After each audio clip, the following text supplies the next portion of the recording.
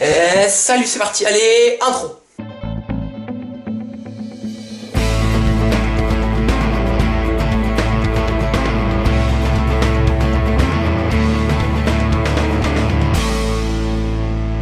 Alors oui, je sais, ça fait un moment, ça fait à peu près 2-3 semaines. Durant ces 2-3 semaines, le temps ne s'est pas arrêté, mon élevage a un peu évolué, et puis j'ai eu quelques nouveautés et quelques naissances au niveau des insectes, et j'ai envie un peu de vous présenter ça au niveau des arthropodes. Donc il y a un petit peu de phasme, j'ai qu'une espèce de phasme, j'ai arrêté presque toutes mes espèces de phasmes, j'en ai gardé qu'une, le Perophasma schultei, ou bien un Schultei, ou enfin il y a plein de manières de le dire. Et je vais vous parler un peu aussi des blattes. J'ai aussi fait un terrarium spécial reproduction pour mon Lepidodactylus lugubris, vu qu'elle va sûrement entrer en reproduction d'ici très peu de temps. Je lui ai fait un terrarium sans substrat, avec simplement du papier ménage comme substrat. Et toujours en termes naturels avec des plantes, mais en pot. Il y aura aussi un petit peu de manipulation d'Uroplatus fimbriatus et de Corellophus sarrasinorum. Alors oui, quelque chose que je ne vous ai pas dit, c'est que j'ai changé de caméra.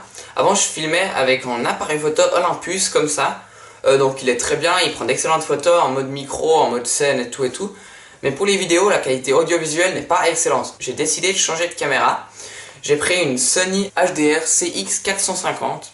Donc vous allez voir sur internet, là j'ai pas de miroir sous la main pour la montrer. Puis vous voyez à quoi ça ressemble. Et puis donc je filme maintenant avec ça, j'en ai profité pour l'acheter à Noël. La qualité audiovisuelle est censée être meilleure, donc n'hésitez pas à me mettre dans les commentaires si vous trouvez que c'est mieux, si vous trouvez que c'est moins bien, ce qui m'étonnerait. Mais c'est possible. Et puis voilà, n'hésitez pas à me partager votre opinion sur ce nouveau matériel. Je vous souhaite une très bonne vidéo. Dans quelques jours c'est la nouvelle année, alors je vous souhaite une excellente année 2017. J'espère que cette année sera la meilleure pour vous, que tous vos rêves vont se réaliser. Et en attendant, je vous conseille de vous abonner à ma chaîne, d'aimer toutes mes autres vidéos si ce n'est pas déjà fait, et de partager cette vidéo sur tous les réseaux sociaux. Allez, salut! Donc voilà, j'ai devant moi les deux espèces de blattes qui vont être notre sujet de conversation aujourd'hui. Alors ici on a des Blabera fusca et ici des Gromphodorina portentosa. Alors c'est des bébés qui font quelques centimètres, qui sont pour les Blabera fusca stade L1, L2. Pour les Gromphodorina portentosa plutôt L2, L4. Elles sont maintenues dans des copeaux, après ça dépend de l'espèce. Donc on va commencer par les Gromphodorina portentosa. Donc voilà, elles sont maintenues dans une petite boîte très classique comme ça, achetée dans un magasin de bricolage. Élevées dans des copeaux, des petits copeaux comme ça pour rongeurs, de la sciure en fait. Et puis voilà, donc j'en ai quelques-unes, je dois en avoir peut-être une cinquantaine. Donc je vais vous les montrer.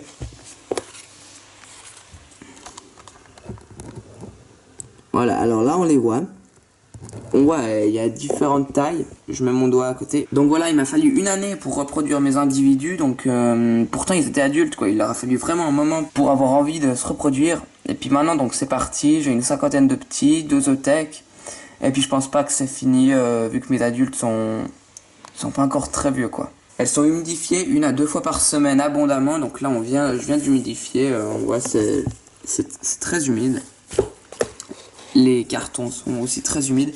Ça leur permet de boire, ça augmente l'hygrométrie, ça fait qu'elles arrivent mieux à muer.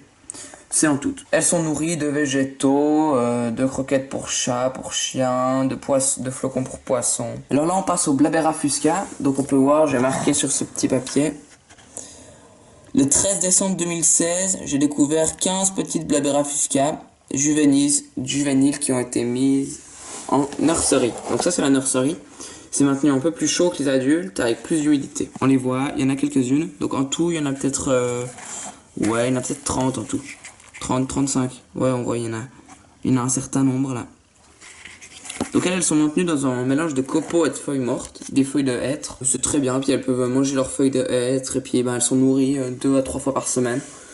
Mais elles sont maintenues dans une plus forte humidité que leurs parents, donc c'est humidifié peut-être 3 fois par semaine à peu près. Puis on voit, il y a un peu de condensation sur le dessus de l'abraplast. Donc là voilà le terrarium de mon Lepidodactylus lugubris. Je vous en ai déjà parlé dans plusieurs vidéos, même plein de vidéos. Donc je vais pas me répéter là-dessus. Mais pour vous dire que j'ai juste changé, j'ai enlevé le substrat, mis une feuille de papier ménage pour simplement absorber les odeurs et absorber un peu l'humidité. Mais c'est pour pas qu'elle aille enterrer les œufs partout dans le substrat. Je vous mettrai aussi dans la description de la vidéo donc le lien de la vidéo des petites où j'avais parlé des blattes et toutes les vidéos où j'ai parlé de mon Lepidodactylus lugubris. Donc on va s'approcher un peu où je vais vous montrer les différentes parties vite fait. Un petit pondoir en sable très classique. donc je l'ai fait en ça, j'avais ça sous la main, et puis il y en a des qui font comme ça, il y en a des qui mettent de la vermiculite, il y en a des qui mettent de la tourbe.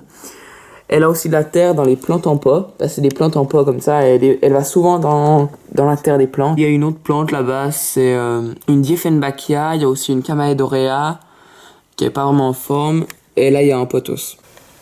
Alors là on passe au phasme, au Perophasma schultei. Alors j'avais un couple, ils se sont reproduits. Je fais incuber les œufs dans une petite boîte comme ça, normalement ça met 4-5 mois d'incubation. Alors moi on était plutôt à 5-6 mois, mais ils sont nés. Maintenant j'en ai à peu près une quinzaine. On les voit là, comme ça. Donc en captivité c'est une espèce assez courante, mais peu de monde le sait. C'est que au Pérou, dans les forêts où ils vivent, c'est qu'ils vivent que sur 5 hectares de forêt. Donc dans la nature ils sont relativement rares. Même si en captivité ils sont très très courants. Voilà, donc là on voit, ça fait la mise au point. Là ils sont bébés, hein, mais c'est en relativement petit phasme, il fait à peu près 7 cm. 7 cm quand il est adulte. Là ils font quelques centimètres. Et ils adorent vraiment courir. Dès qu'on ouvre le terrarium, ils vont commencer à courir dans tous les sens et à essayer de sortir.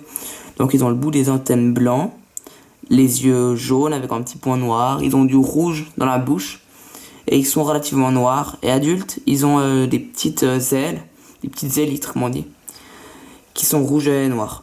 C'est vraiment magnifique et ils les ouvrent quand ils ont peur. Ce phasme possède des toxines qui propulsent quand il a peur et ça sent vraiment pas bon et c'est vraiment très irritant.